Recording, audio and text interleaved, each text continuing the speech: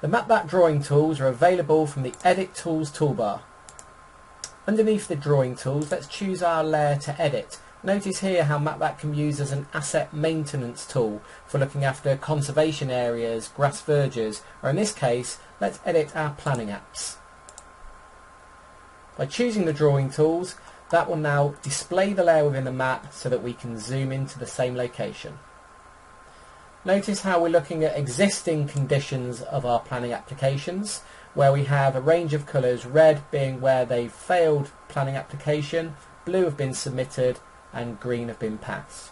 We've also got an opacity slider here which enables you to make the layer more translucent so that you can view the master map data more easily when digitising. Firstly, let's have a look at the ability to edit current attributes. So for example, let's click on this planning application that's been submitted. Underneath the progress option, we've got a drop down allowing us to choose whether it's passed or declined. In this case, we'll choose passed and we'll update the day to today's date and today's time. Press OK, save that change, and the update has been made for everybody viewing the same asset data. In addition to editing attributes, we could also reshape a feature. Using the edit toolbar here, we're going to choose a scissors and reshape this existing planning application to change its shape to cover the whole building now. Again, we'll press save, press OK, and that's been updated for everybody.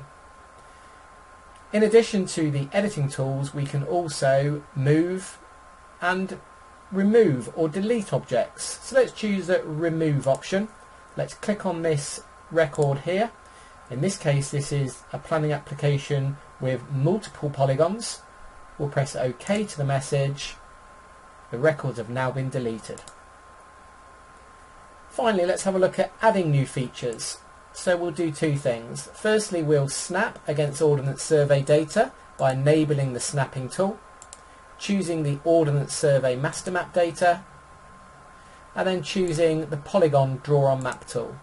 In this case here, notice how we can now snap along the lines of pre-existing data sets such as Ordnance Survey master map.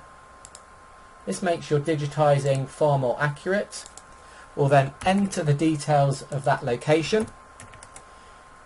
MapThat allows you to have drop-down boxes so that your unique values can be maintained. We'll say that it's submitted, as well as calendar options and time options, making it easier for you to enter the correct data. We'll press OK to that, press save, and again that's now been added into the source data set to be viewed by everybody. Finally then, let's use the capture tool, and we're going to accurately capture this existing building here from Ordnance Survey data.